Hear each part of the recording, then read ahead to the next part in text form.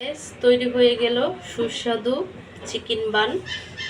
আর বানটা কিন্তু খেতে খুবই অসাধারণ হয়েছে। আর এমন সুন্দর একটা স্মেল বের হয়েছে, কি বলবো গাইস। হাই গাইস, আসসালামু আলাইকুম, welcome back to my channel. কেমন আছো তোমরা সবাই? আশা করি ভালো আছো, আল্লাহর রহমতে আমি অনেক ভালো আছি। তো গাইস, তোমাদের মাঝে আরেকটি রেসিপি নিয়ে চলে আসলাম। তো আজকে কি রেসিপি তোমাদের সাথে শেয়ার করব। তো গাইস, ভিডিওটি ফার্স্ট থেকে লাস্ট পর্যন্ত দেখতে থাকো, আশা করি ভালো লাগবে। আর ভালো লাগবে প্লিজ একটি লাইক আর একটি সাবস্ক্রাইব করে পাশে থাকবে। তো গাইস, আজকে আমি তোমাদেরকে করে দেখাবো বান, যেটা নাকি তেলে ভাজা বান। তো তার জন্য আমি পুরোটা রেডি করছি। আর এখানে আমি চিকেন বসাইছি। তো অলরেডি চিকেনটা কিন্তু হয়ে গেছে, একটু জুসি জুসি ভাব থাকতে থাকতে আমি নামিয়ে নেব, তাহলে খেতে কিন্তু অনেক টেস্ট লাগে। তো গাইস, ভিডিওটি ফার্স্ট থেকে লাস্ট পর্যন্ত দেখতে থাকো, আশা করি ভালো লাগবে। বানের ডোটা তৈরি করার জন্য এখানে আমি গরম পানিতে, হালকা গরম পানিতে ইস্টটা গোলায় রাখছিলাম। তো এখন দেখো ইস্টটা অনেকটা ফুলে গেছে। তো এখানে দিয়ে দিচ্ছি গুঁড়ো দুধ, দিয়ে দিচ্ছি স্বাদ মতো লবণ,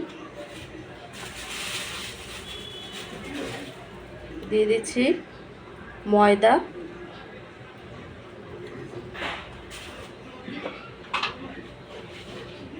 দিয়ে দিচ্ছি চিনি,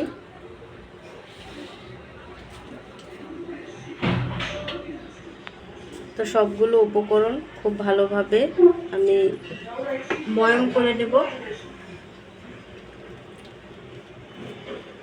নরম করে ডোটা তৈরি করবে।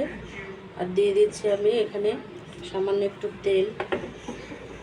তো তেলটা দিয়ে খুব ভালোভাবে ময়ম করে নেব।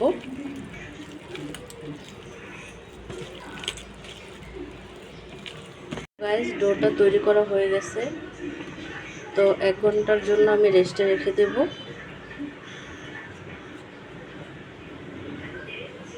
তো গাইস দেখো, ডোটা ফুলে একেবারেই ডাবল হয়ে গেছে। তো আমি গ্যাসগুলো বের করে নেব। গাইস দেখো, আমি লিচি কেটে নিছি। তো একটা লিচি নিয়ে নিছি এখানে। তো আমি একটু বেলে নেব। তো এখানে আমি এখন চিকেন দিয়ে দিব।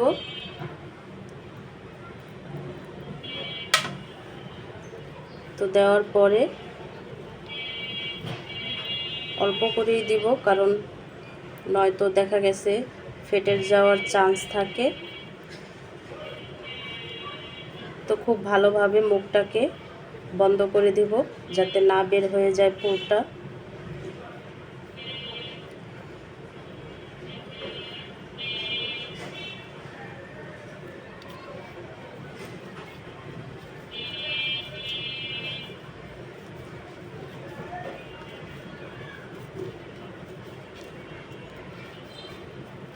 তো দেখো, একটা বান তৈরি হয়ে গেল। তো এইভাবে আমি সবগুলো বান তৈরি করে নেব। দেখো, সবগুলো বান আমি তৈরি করে ফেলছি। তো আমি আধা ঘন্টার জন্য রেস্টে রেখেছি। তো এখন ভেজে নেব। তো গাইস, বানগুলো দিয়ে দিব।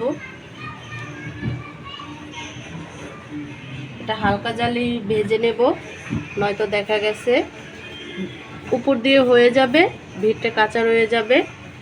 তো এর জন্য মিডিয়াম আঁচে ভেজে নেব।